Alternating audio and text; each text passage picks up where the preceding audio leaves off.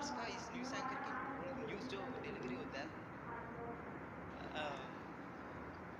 किसी प्रत्येक news channel का न्यूज़ एंकर बनने पर वो चैनल ओनर्स का इस न्यूज़ एंकर की न्यूज़ जो डिलीवरी होता है उस पे कितना असर होता है, कितना प्रभाव होता है। जैसे कि कभी कोई कॉन्ट्रडिक्शन होता है तो उसको कैसे डील किया जाता है कि आप कुछ और बोलना चाहते हैं तो फिर कुछ और स्क्रिप्ट टाइप का है। दूसरा है कि अपने सरकारी न्यूज़ चैनल जो है जैसे दूरदर्शन, उनकी इतनी दुर्दशा क्यों है। दूसरी ये तीसरा क्वेश्चन है कि आपके साथी पत्रकार सीधा सीधे अर्नब गोस्वामी के बारे में बोलते हैं हर किसी के पास कुछ खूबियाँ होती हैं, तो फिर आपको अर्नब गोस्वामी जी में क्या खूबियाँ नजर आती है या फिर क्या? देखिए, मैं कोई बॉर्नवीटा कॉम्प्लेक्स में नहीं आया हूँ, ठीक है। कंपटीशन में नहीं आया हूँ कि उनकी खूबियाँ बताऊँगा, ठीक है। ये इसको रहने दीजिए, उनमें जब खूबियाँ नज़र आ जाएंगी तो वो भी बता देंगे आपको। पर आपका पहला सवाल उसको ठीक से फ्रेम नहीं हुआ, पर वो महत्वपूर्ण है। वो महत्वपूर्ण इसलिए है कि देखिए, टेलीविज़न में एक प्रोसेस के तहत रिपोर्टिंग को ख़त्म किया गया, ठीक। जब 150 रिपोर्टर होते हैं तो कब किसके हाथ कौन सी सूचना लग जाएगी किसी को पता नहीं होता था। तो कुछ खबरें दब भी जाती थी यहाँ तो वहाँ से निकल आती थी, कोई इधर से कोई उधर से, खबरें टहलती थी लोकतंत्र में। लेकिन रिपोर्टर को हटा दिया गया और न्यूज़ रूम में एक स्टार सिस्टम लाया गया जिसका बेनिफिशियरी मैं भी हूँ।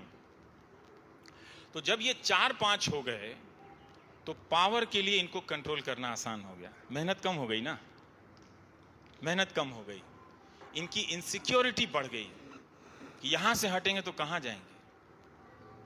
तो उस कुर्सी को बचाने के लिए वो लगातार पावर से बैलेंस करते हैं। तो जैसे ही लगेगा कि कोई नेता 20 साल तक नहीं हारने वाला है, उस हफ्ते आप उस एंकर की देखेंगे जुबान बदल जाएगा। जैसे ही लगेगा कि ये नेता लगता है कि अगले साल हार सकता है, तो उसकी जुबान बदलने लगती है कि वो दिन रात अपना एक बैलेंस खोज रहा है और वो खुद ही ऑब्जेक्टिव नहीं है।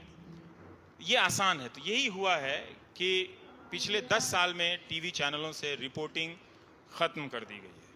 अब किसी के पास इंफॉर्मेशन नहीं है, सबके पास परसेप्शन है, जो बहुत आसान है करना। एक टाई और एक कोट की ज़रूरत है और रात में 1 घंटा समय की ज़रूरत है। आप इस मुल्क को बिना कुछ किए बर्बाद कर सकते हैं। One question here and I'll come back to you. Okay, I'm sorry, many questions. One hand here and then. Thank you. Go ahead, short question. Ravi ji, जो एक नाम 350 किलोमीटर से मुझे यहाँ खींच के लाया है। 350 किलोमीटर से? जी। Thank you. तो मेरा सवाल ये है रवीश जी, कुछ लोग ऐसा, मेरे हिसाब से, मैं भी जर्नलिज्म का स्टूडेंट हूँ लेकिन एक्सपीरियंस नहीं है।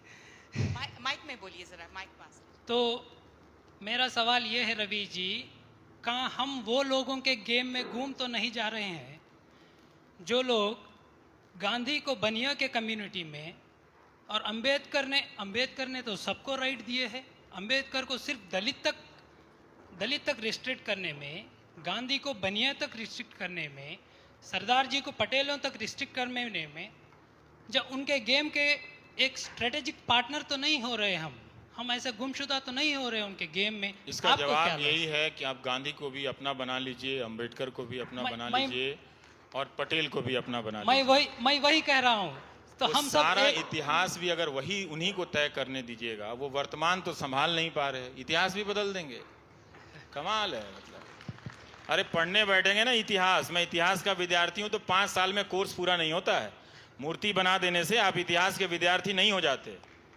मूर्ति बनाना एक तरह से वो गोल्डन गाइड है, कुंजी बनाना है, वो धोखा देना। जैसे बहुत सारे विद्यार्थी इतिहास की क्लास में जाते हैं तो कुंजी पढ़ के पास करते हैं, तो नेता जब पब्लिक में आता है तो उसे लगता है, उसे बताना पड़ता है कि वो इतिहास का भी विद्यार्थी है, तो वो कुंजी के रूप में मूर्ति बनवा देता है। कहता है कि हम जयंती सुबह सुबह व्हाट्सएप पे कर देता है, ये महापुरुषों को प्रणाम, ये महापुरुषों को प्रणाम, और काम किसी भी महापुरुष से उसके मिलते हुए नहीं नजर आते। आप बताइए किसके काम किस महापुरुष से मिलते नजर आते हैं? तो ये बात है। शुक्रिया रवि जी, थैंक यू। और एक और बात है कि हर सवाल का जवाब मेरे पास नहीं हो सकता है जी। The lady here, third हम कोई row. रिजर्व बैंक नहीं है कि 8 महीने बाद झूठ बोलेंगे।